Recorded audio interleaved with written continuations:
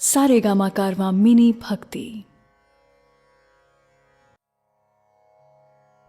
जय श्री कृष्ण। भगवत गीता सप्तम अध्याय। अथ सप्तमोध्याय ज्ञान विज्ञान योग। गीता के हर अध्याय में कुछ ऐसी बात है जो हमें हमारे जीवन का मतलब समझाती है। इस 7वें अध्याय में कृष्ण हमें बताएंगे कि ज्ञान क्या होता है और विज्ञान क्या होता है। आइए दोस्तों, मैं शैलेंद्र भारती आपका स्वागत करते हुए इसका प्रारंभ करता हूं। जय श्री कृष्ण। श्री भगवानुवाच मय्यासक्तमनः पार्थ योगं युञ्जन्मदाश्रयः असंशयं समग्रं मां यथा ज्ञास्यसि तच्छृणु। श्री भगवान बोले, हे पार्थ, अनंत प्रेम दिखाते हुए तू मुझको अपने मन में रख। सच्चा भाव रखते हुए योग में लगा रहे। अब मैं तुझे विभूति, बल, ऐश्वर्यादि गुणों से युक्त तेरे अपने ही आत्म रूप के बारे में बताऊंगा, ताकि तू मेरे बारे में कोई संशय न रखे। दोस्तों, कृष्ण अर्जुन को वो सब कुछ बताना चाहते हैं जिससे अर्जुन कृष्ण पर कभी संशय न करे। आप सोचेंगे कि भगवान अपने भक्त को अपनी ही महिमा के बारे में क्यों बताना चाहते हैं? क्योंकि भगवान अपने भक्त का भला चाहते हैं। उसे वो हर चीज बताएंगे जिससे उनका भक्त अपने जीवन में सफल हो सके। ज्ञानं तेहं सविज्ञानम् इदं वक्ष्याम्यशेषतः यज्ञात्वा नेह भूयोऽन्यत् ज्ञातव्यमवशिष्यते। कृष्ण अर्जुन को तत्व ज्ञान देंगे। इस तत्व ज्ञान में जो भी विज्ञान है उसे भी कृष्ण अर्जुन को बताएंगे। ये तत्व ज्ञान आखिर है क्या? ये वो ज्ञान है जिसको जानने के बाद संसार में फिर और भी कुछ जानने योग्य शेष नहीं रह जाता। परम तत्व परमात्मा की जानकारी को ही ज्ञान कहते हैं। यही सबसे बड़ा ज्ञान होता है। इसीलिए कृष्ण अर्जुन को अपने बारे में बताएंगे, और इसीलिए ये जानने के बाद अर्जुन के मन में किसी भी तरह की शंका नहीं रह जाएगी। एकदम सही बात है दोस्तों। भगवान के बारे में जानने के बाद और कुछ जानने को बचता ही कहां है। मनुष्याणां सहस्रेषु कश्चिद्यतति सिद्धये यततामपि सिद्धानां कश्चिन्मां वेत्ति तत्त्वतः। कितने ही लोग दुनिया में पूजा पाठ करते हैं, परंतु हजारों मनुष्यों में कोई विरला ही होता है जो मुझे प्राप्त करने के लिए यत्न करता है। और उन यत्न करने वाले योगियों में कोई एक मेरे परायण होकर मुझको तत्व से अर्थात यथार्थ रूप से जानता है। हजारों में एक मुझे पाने की कोशिश करता है, और उन सब में से भी कोई एक ही तत्व यानी कि असली रूप में मुझको जान पाता है। दोस्तों, कृष्ण को आप देवकी पुत्र, बंसी बजैया, कंस हरता या सारथी के रूप में ही ना देखें। असल में कृष्ण क्या हैं, यही वो अर्जुन को बता रहे हैं।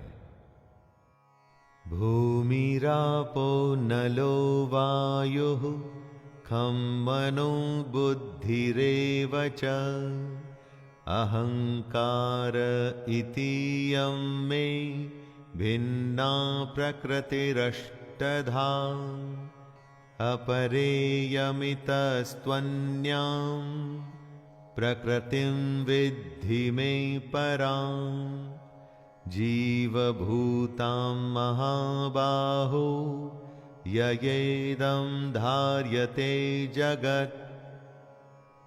कृष्ण सबसे पहले अपनी स्वयं की प्रकृति के बारे में बता रहे हैं।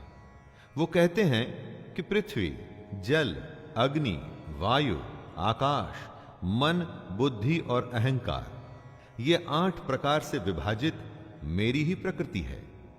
दोस्तों, 5 तत्व यानी कि 5 एलिमेंट्स और उनके साथ में मन, बुद्धि और अहंकार, जिससे कि ये सारी दुनिया और हम बने हैं, ये स्वयं कृष्ण हैं। कृष्ण आगे कहते हैं कि ये 8 प्रकार के भेदों वाली अपरा अर्थात मेरी जड़ प्रकृति है। और हे महाबाहो, इससे दूसरी को, जिससे ये संपूर्ण जगत धारण किया जाता है, उसे मेरी जीव रूपा परा अर्थात चेतन प्रकृति जान। जड़ प्रकृति मतलब वो सारी स्थूल दुनिया जिसको हम चारों तरफ देखते हैं, और परा यानी कि चेतन प्रकृति यानी कि सटल नेचर हुई जीवात्मा, वो आत्मा जो हम सब में मौजूद है। एतद्योनीनि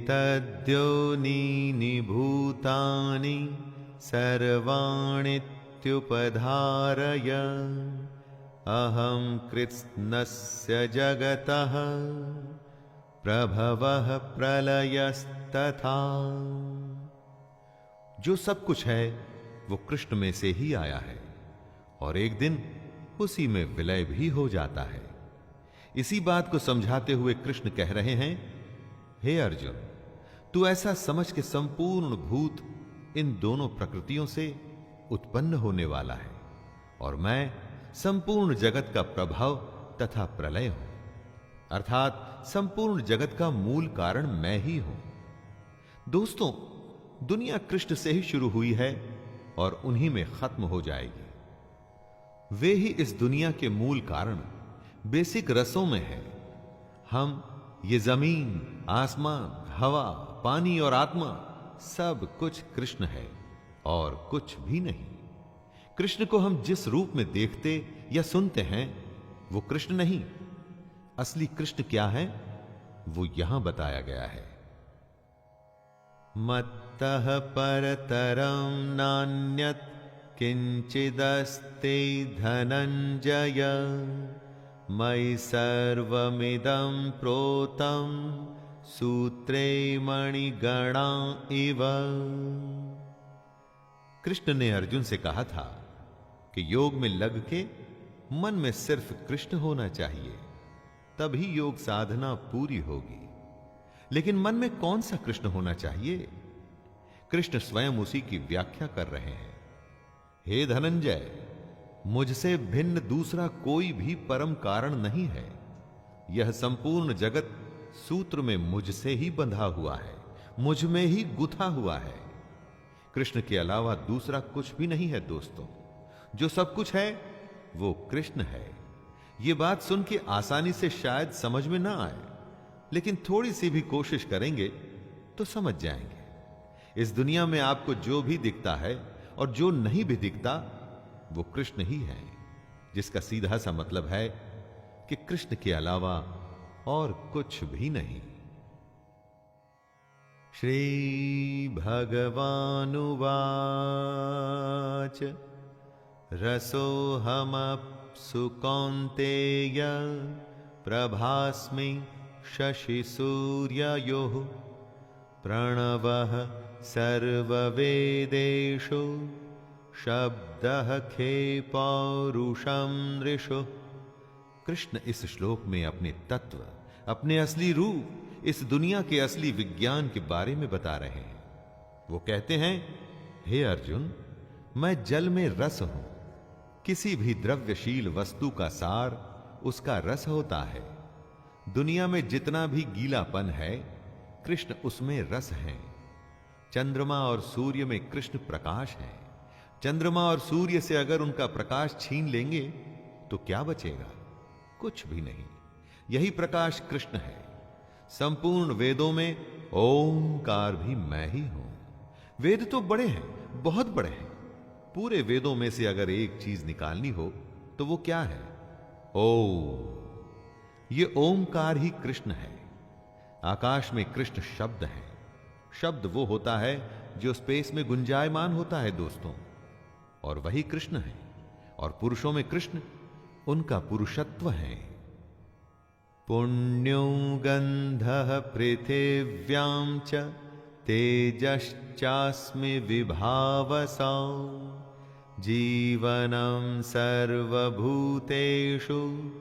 तपश्चास्मि तपस्विषु। जिस भी वस्तु में जो पवित्र है, जो भी किसी वस्तु की विशेषता है, वो कृष्ण है। वो कहते हैं कि मैं पृथ्वी में पवित्र गंध हूं, यानी कि सुगंध रूप कृष्ण में ही ये पृथ्वी पिरोई हुई है। अग्नि में मैं तेज हूं, आग में सब जल करके राख हो जाता है। आग के पास जाने पर जो हमें जलाता है वो उसका तेज होता है, और यही तेज कृष्ण है। संपूर्ण भूतों में उनका जीवन है।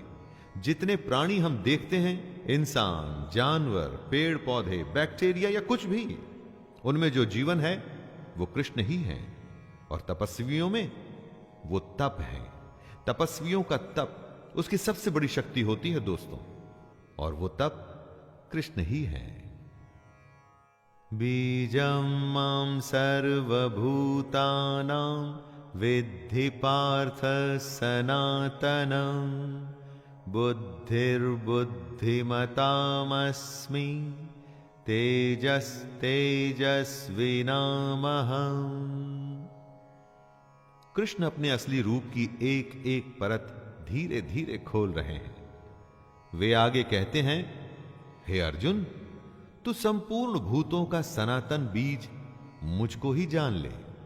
जितने भी जीव आपको दिखते हैं, या जो आज से पहले थे और आज के बाद आएंगे दोस्तों, उन सब का सनातन बीज यानी कि उन सब जीवों की उत्पत्ति का कारण कृष्ण ही है। मैं बुद्धिमानों की बुद्धि और तेजस्वियों का तेज हूं, ऐसा कृष्ण कहते हैं। जब आप अपनी बुद्धि से कोई सवाल हल करते हैं, कोई रास्ता खोजते हैं, तो वो बुद्धि कृष्ण ही है।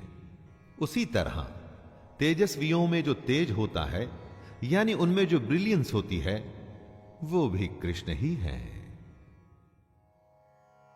बलं बलवतां चाहं कामराग विवर्जितं धर्मविरुद्धो भूतेषु कामोऽस्मि भरतर्षभ। दोस्तों, किसी भी चीज का जो गुण है वो कृष्ण है, जैसा कि वो अर्जुन को बता रहे हैं। कहते हैं, हे भरत श्रेष्ठ, मैं बलवानों का आसक्ति और कामनाओं से रहित बल अर्थात सामर्थ्य हूं। वो बलवानों का गुण है, यानी कि उनका बल है दोस्तों, लेकिन वो बल जो आसक्ति और कामना से रहित है। काम और क्रोध से परे जो बल है वो श्री कृष्ण ही है। और सब भूतों में धर्म के अनुकूल अर्थात शास्त्र के अनुकूल काम जो है ना, वो भी कृष्ण है।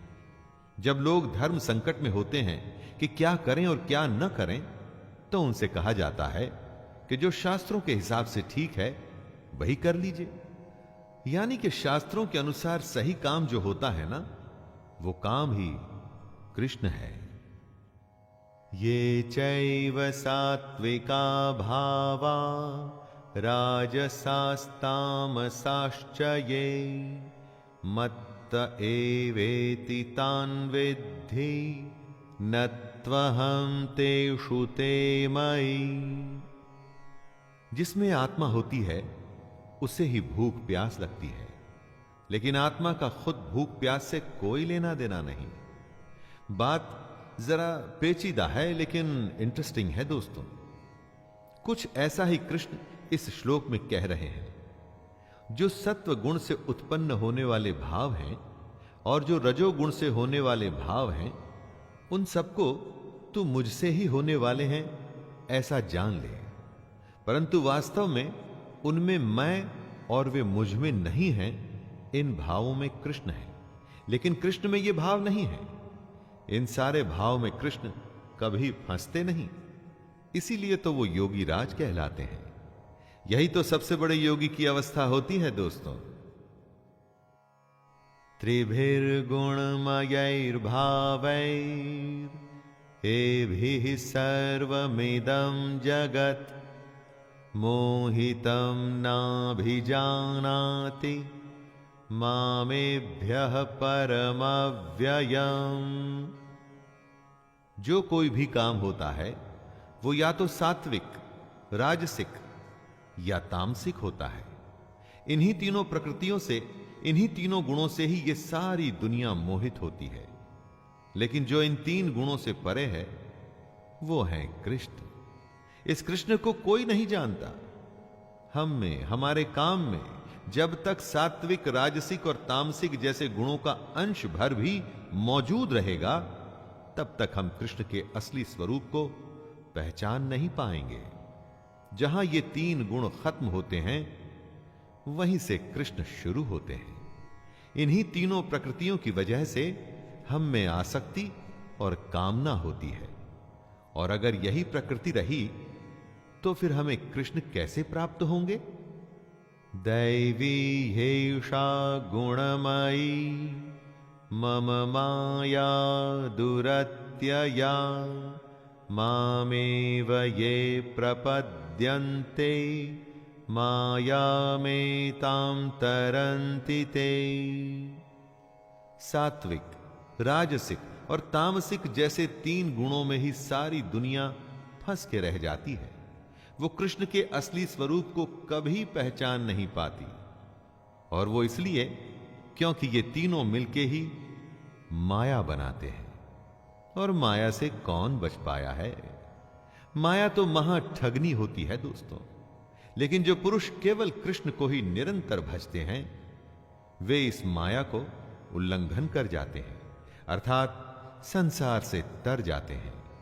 इस माया के चक्कर से कोई नहीं बच पाया है सिवाय उनके जो हमेशा कृष्ण को अपने मन में रखते हैं।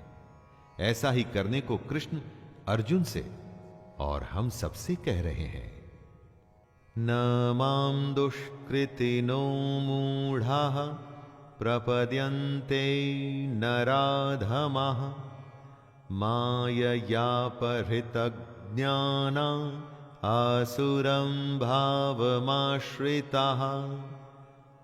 ऐसे कौन लोग हैं जो कृष्ण को नहीं भजते? तो आइए सुनते हैं, स्वयं कृष्ण बता रहे हैं कि माया द्वारा जिनका ज्ञान हरा जा चुका है, ऐसे असुर स्वभाव को धारण किए हुए मनुष्यों में नीच, दूषित कर्म करने वाले मूढ़ लोग मुझको नहीं भजते। घमंड करने वाले जो खुद को ही कर्ता मानते हैं, जिनमें असुर स्वभाव है, जो छोटी बातें या हरकतें करते हैं और दूषित कर्म यानी कि करप्ट काम करते हैं ना दोस्तों, ऐसे लोग कृष्ण को नहीं भजते। क्या आप कृष्ण को भजते हैं? उनके कहे निष्काम कर्म को करते हैं? उनके कहे अनुसार योग की साधना करने का प्रयास करते हैं? अगर नहीं करते तो आपको अपने बारे में सोचना पड़ेगा। चतुर्विधा भजन्ते मां जनाः सुकृतिनोऽर्जुन आर्तो जिज्ञासुरर्थार्थी ज्ञानी च भरतर्षभ। यहां कृष्ण उनका वर्णन कर रहे हैं जो उनको भजते हैं। 4 तरह के लोग होते हैं जो कृष्ण को अपने मन में रखते हैं। सबसे पहले उत्तम कर्म करने वाले अर्थार्थी, यानी कि सांसारिक पदार्थों के लिए भजने वाले। जिसे दुनिया की चीजों से लगाव है, धन से जुड़ी चीजें जिसे चाहिए, वो है दूसरा यानी आर्त। जो अपने दुख से बचना चाहता है, वो है तीसरा जिज्ञासु, कृष्ण को यथार्थ रूप से जानने की इच्छा रखने वाला। और चौथा होता है ज्ञानी, जो कृष्ण को भजता है। अगर आप कृष्ण को भजते हैं तो देखिए कि इनमें से कौन सी श्रेणी में आप आते हैं। तेषां ज्ञानी नित्ययुक्त एक भक्तिर्विशिष्यते प्रियो हि ज्ञानिनोत्यर्थम् अहं स च मम प्रियः।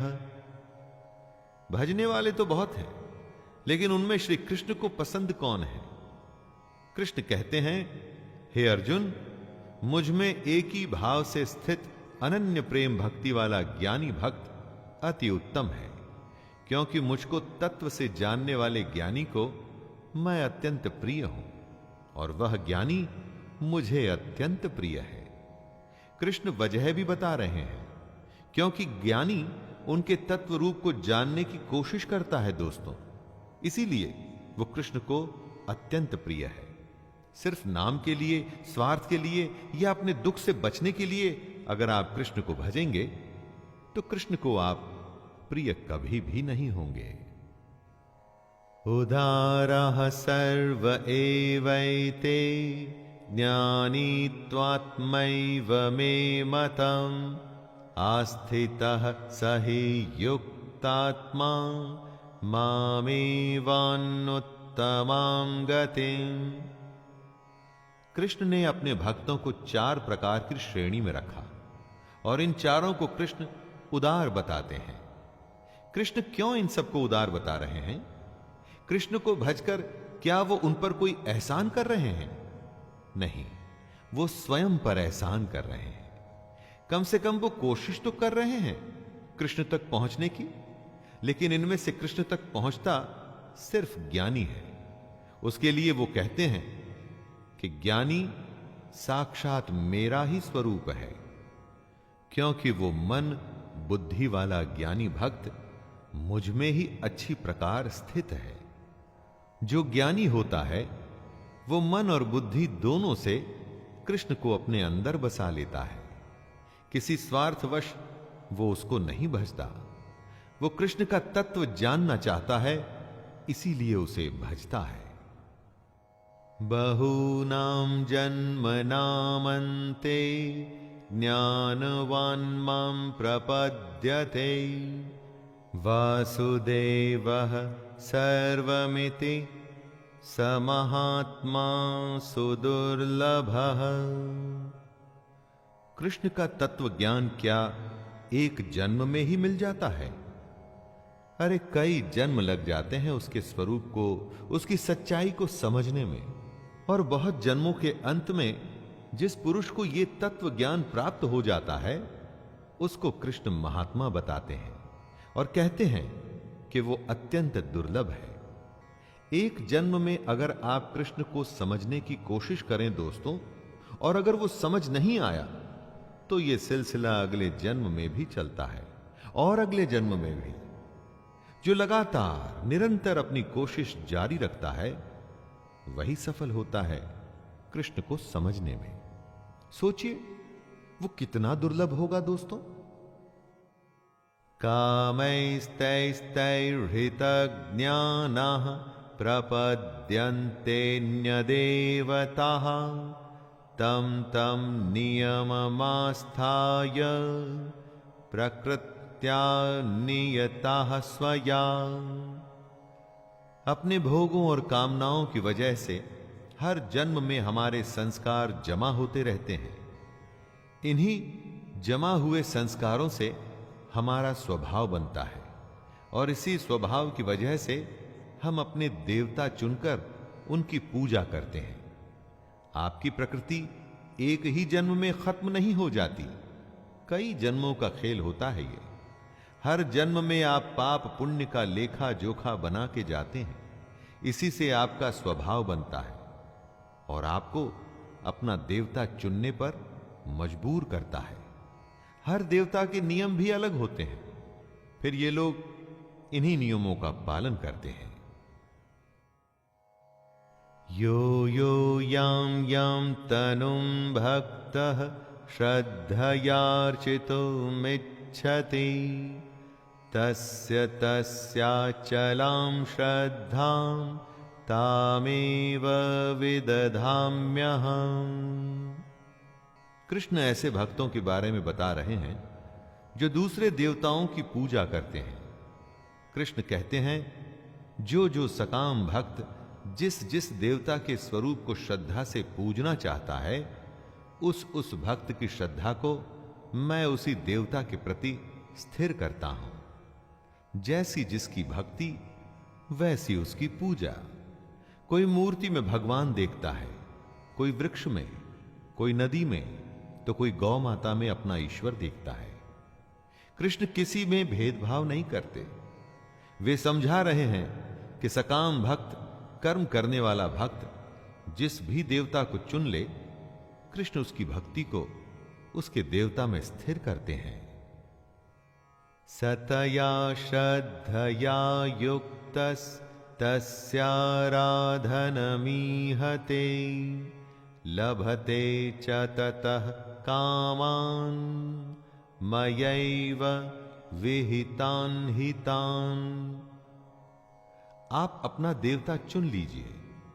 आपकी श्रद्धा को कृष्ण स्थिर करेंगे और फिर जब आप कृष्ण द्वारा स्थिर की गई श्रद्धा से अपने देवता को पूजेंगे तो उसका फल आपको अवश्य मिलेगा। हर देवता का अलग विधान होता है, अलग नियम। आपको जो फल मिलेगा वो उस देवता के नियम से ही मिलेगा, लेकिन उसके मिलने की गारंटी कृष्ण ले रहे हैं। वो आपकी श्रद्धा की भी गारंटी ले रहे हैं। आपको बस सकाम भक्त बनना है। इसका मतलब ये मत समझ लीजिएगा कि सब काम छोड़ करके सिर्फ भक्ति में लग जाना है। अपना काम अच्छे से करिए। उस अच्छे काम को पूरा करने की गारंटी कृष्ण की है दोस्तों।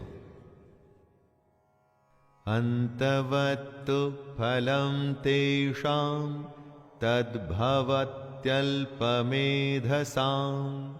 देवान् देवयजो यान्ति मद्भक्ता यान्ति मामपि। जो जिसको पूजेगा, जो जिसको भजेगा, वो उसको प्राप्त होगा। जो कृष्ण छोड़कर दूसरे देवताओं की पूजा करना चाहते हैं, कृष्ण उनका स्वागत करते हैं, लेकिन कृष्ण साथ में चेतावनी भी दे रहे हैं कि देवताओं को पूजने वाले देवताओं को प्राप्त होते हैं और मेरे भक्त चाहे जैसे ही भजें, अंत में वे मुझको ही प्राप्त होते हैं। दोस्तों, आप किसको भजते हैं यह निर्णय आपका है। उसका फल भी फिर उसी पर निर्भर करेगा। कोई अगर कुटिल मार्ग चुनता है तो आप उसे रोक नहीं सकते।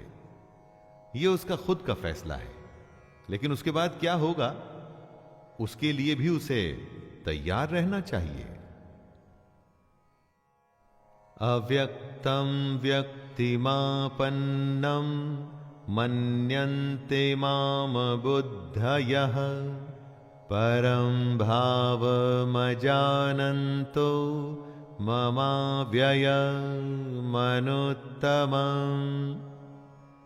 कृष्ण योगेश्वर हैं। महाभारत के समय वो शरीरधारी योगी थे। समझदार लोग कृष्ण के अव्यक्त रूप को समझने की कोशिश करते हैं, लेकिन बुद्धिहीन पुरुष उनको मनुष्य मानते हैं। इस श्लोक में कृष्ण इन दोनों के बीच का फर्क बता रहे हैं। दोस्तों, कृष्ण को मनुष्य मानने की गलती मत करिएगा, क्योंकि अगर आप ऐसा करेंगे तो अपना समय और जीवन जाया करेंगे। असलियत किसी के मानने या न मानने से नहीं बदलती, और असलियत कृष्ण का असली स्वरूप जो इस जगत के कण कण में मौजूद है, हर जीव में उनका अंश है। कृष्ण को समझने का साधन है योग, यानी निष्काम कर्म, और मन में कृष्ण को धारण करना। नाहं प्रकाशः सर्वस्य योगमाया समावृतः मूढ़ोऽयं नाभिजानाति लोको मामजमव्ययम्। ईंधन में अग्नि छुपी होती है। जब तक उसे चिंगारी न दिखाई जाए तब तक वो प्रत्यक्ष नहीं होती। उसी तरह से कृष्ण भी अपनी योग माया से छिपे हुए हैं। अज्ञानी जन समुदाय जन्म रहित अविनाशी परमेश्वर को नहीं जानता, अर्थात वो कृष्ण को जन्मने और मरने वाला समझता है। लेकिन ज्ञान या योग वो चिंगारी है जिससे कृष्ण प्रत्यक्ष हो जाते हैं। रास्ता दिखाने वालों की भी कमी नहीं होती दोस्तों, और गुमराह करने वालों की भी नहीं। अज्ञानियों से वास्ता रखेंगे तो हमेशा गुमराह होंगे, क्योंकि उनके सोचने का तरीका ही गलत होता है। इसी गलत तरीके के बारे में कृष्ण ने इस श्लोक में बताया है। वेदाहं समतीतानि वर्तमानानि चार्जुन भविष्याणि च भूतानि मां तु वेद न कश्चन। जिस दुनिया में हम हैं वो कई जन्मों का खेल है। हम पहले भी थे और आगे भी रहेंगे। इस बारे में कृष्ण कहते हैं, अर्जुन, बीते हुए समय में, वर्तमान में और आगे होने वाले सब समय को मैं जानता हूं, परंतु मुझको कोई भी श्रद्धा भक्ति रहित पुरुष नहीं जानता। क्या हुआ था, क्या हो रहा है और क्या होगा, ये सब कृष्ण जानते हैं। लेकिन अज्ञानी जो श्रद्धा या भक्ति से दूर हैं, वो नहीं जान पाते। दोस्तों, यहां भक्ति को पूजा पाठ से मत लीजिएगा। अगर आप अपने निष्काम कर्म के प्रति समर्पित नहीं हैं, पूरे मन से उसमें नहीं लगे हुए हैं, तो कृष्ण के कहे अनुसार आप अज्ञानी हैं।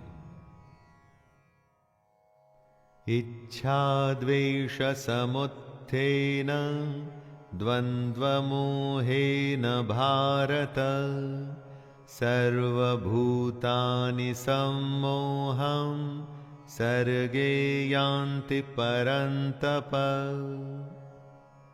ऐसी क्या वजह है कि कोई भी कृष्ण के असली स्वरूप को जान नहीं पाता? वो इसलिए कि हम में से हर किसी में इच्छा और द्वेष से उत्पन्न मोह मौजूद है। ये मोह ही हमें अज्ञानी बनाता है। किसी से प्यार, किसी से झगड़ा, किसी का बुरा चाहना या किसी के लिए सब कुछ कर देना, इच्छा और द्वेष के यही तो सारे खेल होते हैं। इन सब के चलते क्या आपको लगता है कि आप इस दुनिया की सच्चाई को जान पाएंगे? पहले हम सबको अपने इस उथले रवैये से बाहर निकलना होगा। अपने अंदर की इच्छा और द्वेष को खत्म करना होगा। तभी हम सब लोग कृष्ण के स्वरूप को पहचान पाएंगे। येषां त्वन्तगतं पापं जनानां पुण्यकर्मणां ते द्वन्द्वमोहनिर्मुक्ता भजन्ते मां दृढ़व्रताः। निष्काम भाव से श्रेष्ठ कर्मों को करते हुए जिन पुरुषों का पाप नष्ट हो गया है, वे इच्छा और द्वेष से पैदा हुए द्वंद्व से छूटकर मुझको सब प्रकार से भजते हैं। कृष्ण ने ऐसे लोगों के बारे में बताया है जो अज्ञानता के चक्कर से निकलते हैं, जो दुनियादारी को छोड़ उससे ऊपर उठ अपनी और ईश्वर की सच्चाई जानना चाहते हैं। ऐसा करने का सीधा सा रास्ता है दोस्तों, निष्काम कर्म, जिससे कि पाप कटेंगे। पाप कटने से मन में इच्छा और द्वेष जैसे भाव खत्म होने लगते हैं। इन भावों के खत्म होने पर मन में कृष्ण का भाव आता है और फिर आप बेहद पास हो जाते हैं कृष्ण के, उसके स्वरूप को जानने के। जरा मरण मोक्षाय मामाश्रित्य यतन्ति ये ते ब्रह्म तद्विदुः कृत्स्नम् अध्यात्मं कर्म चाखिलम्। कृष्ण ने कभी दुनिया छोड़ने के लिए नहीं कहा। यह नहीं कहा कि भगवान की खोज में सन्यास लेके घर द्वार छोड़ दो, बल्कि ऐसा करने को कृष्ण ने ढोंग और पाखंड बताया है। कृष्ण ने कर्म करने को कहा है, सच्चाई जानने को कहा है, अपनी शरण में आने को कहा है। वो कहते हैं, जो मेरी शरण में आकर जन्म और मरण से छूटने के लिए यत्न करते हैं, वे पुरुष उस ब्रह्म को, संपूर्ण अध्यात्म को, संपूर्ण कर्म को जानते हैं। मरने और पैदा होने के चक्कर में तो सब फंसे हैं। उससे थोड़ा ऊपर उठिए और इस दुनिया की सच्चाई को, ब्रह्म को जानिए। साधिभूताधिदैवं मां साधियज्ञं च ये विदुः प्रयाण कालेऽपि च मां ते विदुर्युक्त चेतसः। जो मोहग्रस्त हैं वो कृष्ण को नहीं जानता। जिसमें इच्छा द्वेष है वो कृष्ण को नहीं जानता, क्योंकि जहां मोह होगा वहां कृष्ण हो ही नहीं सकते। जो कृष्ण के मनुष्य शरीर में विश्वास करता है वो कृष्ण को नहीं जानता। तो कौन जान पाएगा कृष्ण को? वही जान पाएंगे दोस्तों जो सब जीवों में कृष्ण को देखते हैं, जो निर्जीव में भी कृष्ण को देखते हैं, जो सबकी आत्मा में कृष्ण देखते हैं, जो ये जानते हैं कि कृष्ण हमेशा थे और हमेशा रहेंगे। ऐसे युक्त चित्त वाले पुरुष कृष्ण को जानते हैं और कृष्ण को ही